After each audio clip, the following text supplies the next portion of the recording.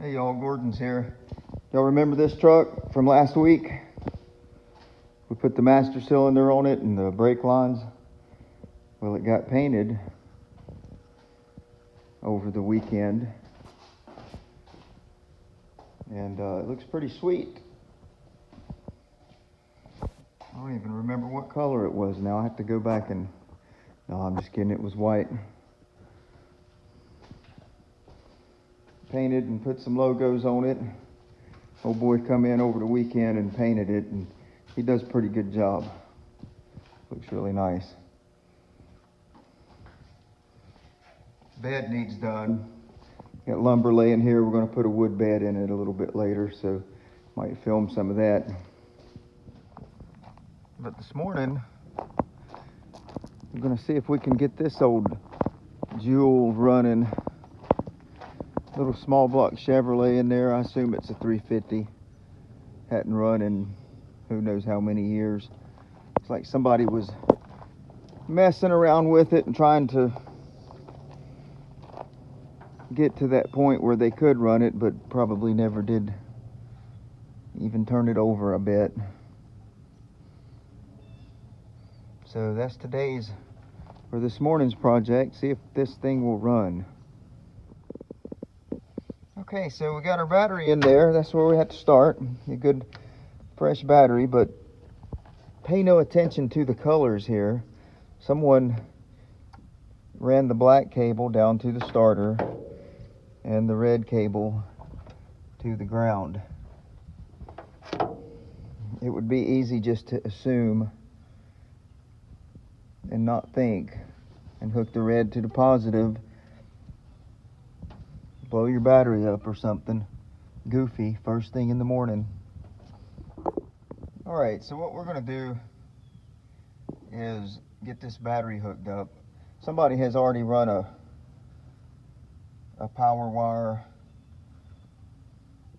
from the power side, and then they've got this lead wire running from the starter side of the starter. So we're just going to hook some power to that and just at least see if the motor spins.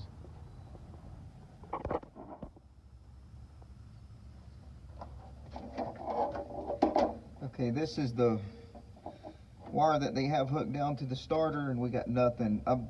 When I first traced this wire down, I was thinking that it's on the wrong side of the starter. They got it hooked to the wrong side. So I think that's why we have nothing.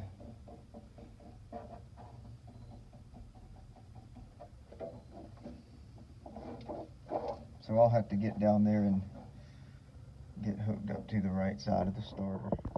Alright, so I went ahead and hooked the remote starter switch up to it. I mean, it's just easier. So what it does is just a switch. One side goes to the positive, the other side goes to the correct side of the starter, which is so hard to get to with those headers. So what I did is I just stripped the starter wire up here, up high, and hooked to it. And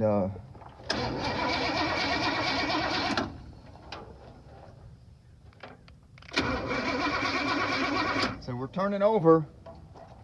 That's a good thing. I'm gonna plug some of these vacuums that are not got nothing to them. Just and I'm gonna squirt some starter fluid down in there and see if she'll pop or catch on fire or something. Something bound to happen.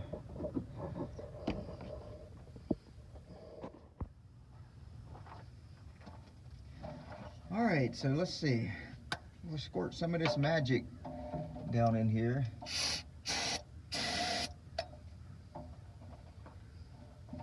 See if she'll make some noise.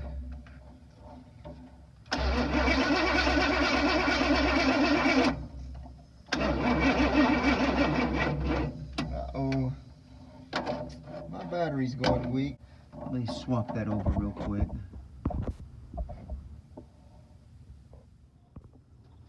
Okay, I think we're ready to try this again. A couple things happened the last time. Battery went weak, which I wasn't sure if that battery was any good or not anyhow.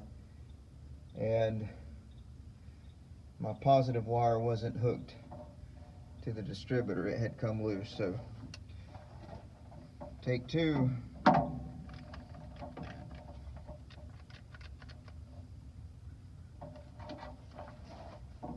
Okay, now I forgot to hook my switch up. Take three. Whoa! I was not expecting that.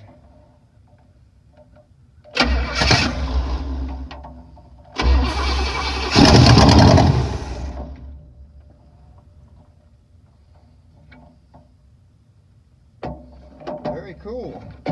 Alright, so we know we're getting fire. We know that it's going to pick the fuel up and run, or it's going to, well, we know it's going to run. We just got to hook the fuel line into some gas now and see what happens.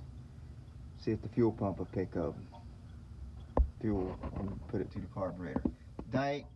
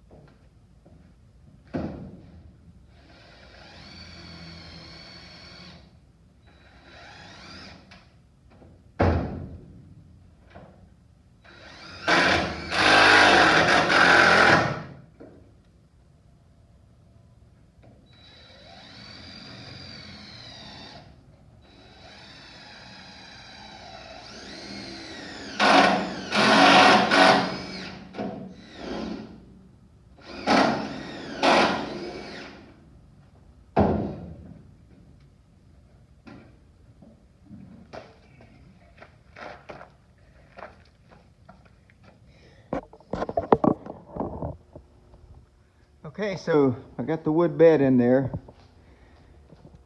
It looks good. I developed this method a few years back, and really there's no method to it. It's just fun to say that. I developed this method at Gordon's Garage and moved it on over here to Never Satisfied's Rainy Day Garage. And, you know, it's not a show truck quality bed with all your aluminum strips between it, but it looks good. You got all your wood grain. It's pressure treated wood, and you don't have to worry about beating it up. You can throw stuff in there and haul it. And it only takes a couple hours to put it in, less than $100 worth of lumber and screws. So we like it.